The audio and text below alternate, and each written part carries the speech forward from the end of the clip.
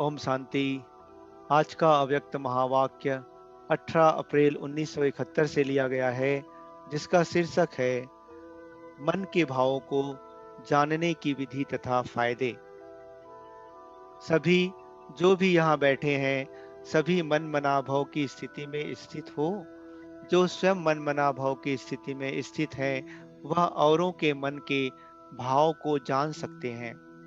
कोई भी व्यक्ति आपके सामने आए तो मन मनाभव की स्थिति में स्थित होकर उसके मन के भाव को स्पष्ट समझ सकते हो, क्योंकि जब मन मनाभव की स्थिति सूक्ष्म स्थिति बन जाती है तो सूक्ष्म स्थिति और सूक्ष्म भाव को समझ सकते हैं। तो यह प्रैक्टिस अनुभव में आती जाती है। बोल भले क्या भी हो, लेकिन भाव किसका क्या है, उसको जानने का अभ्यास करते जाओ। जब किसके मन के भाव को समझते जाएंगे तो इससे रिजल्ट क्या होगी? हरेक के मन के भाव को समझने से उनकी जो चाहना है अथवा प्राप्ति की इच्छा है, उसको वही मिलने से क्या होगा? आप जो उनको बनाना चाहते हो वह बन जाएंगे, अर्थात सर्विस की सफलता बहुत जल्दी निकलेगी, क्योंकि उनकी चाहना प्रमाण उनको प्राप्ति होगी। अगर कोई शांति का प्यासा है, उसको शांति मिल जाए तो क्या होगा? प्राप्ति से अविनाशी पुरुषार्थी बन जाएंगे।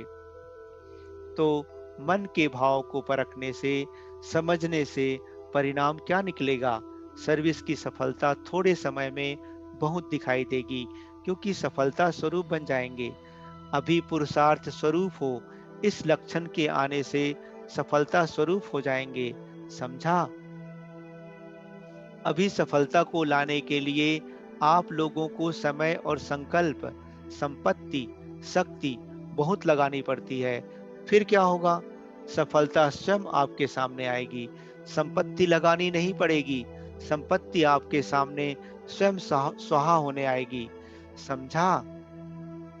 इतना अंतर है सिर्फ एक बात की धारणा से। वह कौन सी बात?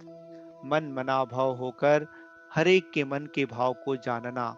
जो गायन है, प्रकृति दासी बनती है, वह क्या सतयुग में होनी है? सतयुग में तो यह मालूम ही नहीं पड़ेगा कि प्रकृति के ऊपर विजय प्राप्त करने से प्राप्ति हुई है। लेकिन अभी जो इतना पुरुषार्थ करते हो प्रकृति के ऊपर विजयी होने का, उस पर भी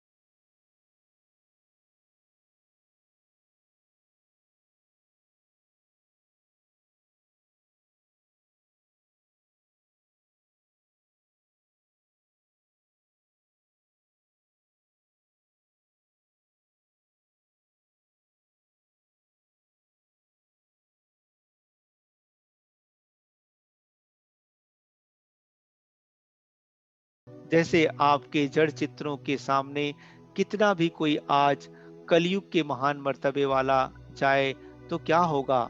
सिर झुकाएंगे। जब चित्रों के आगे सिर झुक जाता है, तो क्या चैतन्य चरित्रवान सर्वगुणों में बाप समान चैतन्य मूर्त के सामने सिर नहीं झुकाएंगे? या समझते हो कि यह रिजल्ट भविष्य की है, अभी होना है? कब? अंत में भी कितना समय पड़ा है? अगर झुक कर झुकाया तो क्या बड़ी बात है? यह जो लक्ष्य रखते हो कि कहाँ सर्विस के कारण झुकना पड़ेगा, यह लक्ष्य रॉन्ग है। इस लक्ष्य में ही कमजोरी भरी हुई है। जब बीज ही कमजोर है तो फल क्या निकलेगा? कोई भी नई स्थापना करने वाला यह नहीं सोचता कि कुछ झुक करके करना है। जब आत्माएं भी झुकाने का लक्ष्य रखकर कईयों को अपने आगे झुका कर दिखाती हैं, इसकी भेंट में देखो यह स्थापना का कार्य कितना ऊंच है और किसकी मत पर है। उसके आगे सर्व आत्माओं को झुकाना है।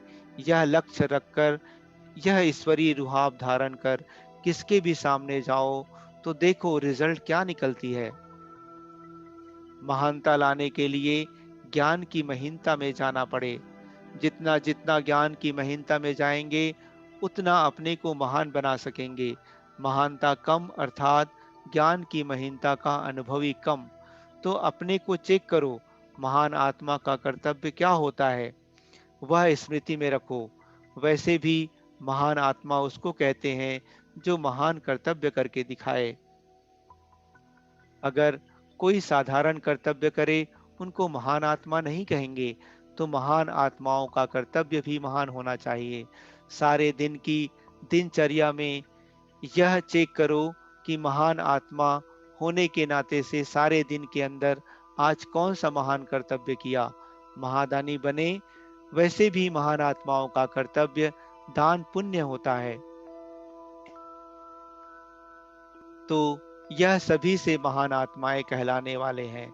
तो आज सारे दिन में कितनों को दान दिया और कौन सा दान दिया? जैसे महान आत्माओं का भोजन, खान पान आदि महान होता है, वैसे देखना है आज हमारी बुद्धि का भोजन महान रहा, शुद्ध भोजन स्वीकार किया।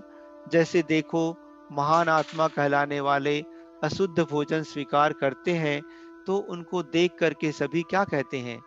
कहेंगे यह महान आत्मा है। तो अपने को आप ही चेक करो कि आज हमने बुद्धि द्वारा कोई भी अशुद्ध संकल्प का भोजन तो नहीं पान किया। महान आत्माओं का आहार विहार यही तो देखा जाता है। तो आज सारे दिन में बुद्धि का आहार कौन सा रहा? अगर कोई अशुद्ध संकल्प व विकल्प व व्यर्थ संकल्प भी बुद्धि ने ग्रहण किया, तो समझना चाहिए कि आज मेरे आहार में अशुद्धि रही। जो महान आत्मा होते हैं, उनके हर व्यवहार अर्थात चलन से सर्व आत्माओं को सुख का दान देने का लक्ष्य होता है। वह सुख देता और सुख लेता है। तो ऐसे अपने आप को चेक करो कि महान आत्मा के हिसाब से आज के दिन कोई को भी दुख दिया व लिया तो नहीं। पुण्य का कार्य क्या होता है? पुण्य अर्थात किसको ऐसी चीज देना जिससे उस आत्मा से आशीर्वाद निकले, इसको कहते हैं पुण्य का कर्तव्य।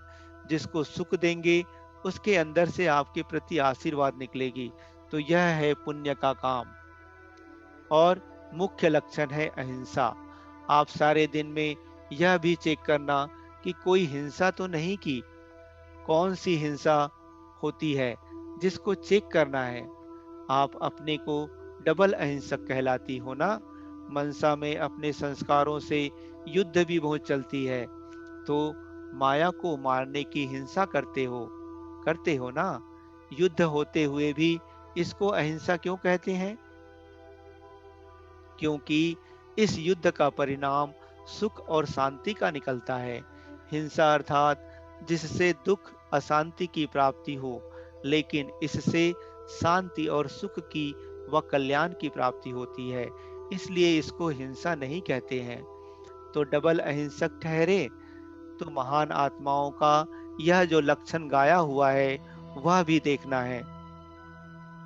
आज के सारे दिन में किसी भी प्रकार की हिंसा तो नहीं की।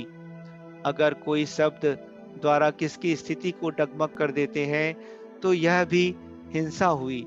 जैसे तीर द्वारा किसको घायल करना हिंसा हुई ना, इस प्रकार अगर कोई शब्द द्वारा कोई की ईश्वरीय स्थिति को डगमग अर्थात घायल कर दिया तो यह हिंसा हुई ना। असली सतोप्रधान संस्कार व जो अपने ओरिजिनल ईश्वरीय संस्कार आत्मा के हैं, उनको दबाकर दूसरे संस्कारों को प्रैक्टिकल में लाते हैं, तो मानो जैसे कि किसका गला दबाया जाता है तो वह हिंसा मानी जाती है। तो अपने ओरिजिनल अथवा सतो प्रधान स्थिति के संस्कारों को दबाना यह भी हिंसा है। समझा?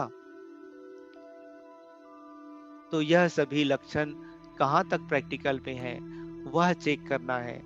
अब समझा महान आत्मा के लक्षण क्या है? सारे दिन दान भी करते रहो, पुण्य का कर्म भी करो और अहिंसक भी बनो। तो बताओ स्थिति क्या बन जाएगी? फिर ऐसी महीनता में जाने वाले, संपूर्ण स्थिति में स्थित रहने वाले महान आत्माओं के आगे सभी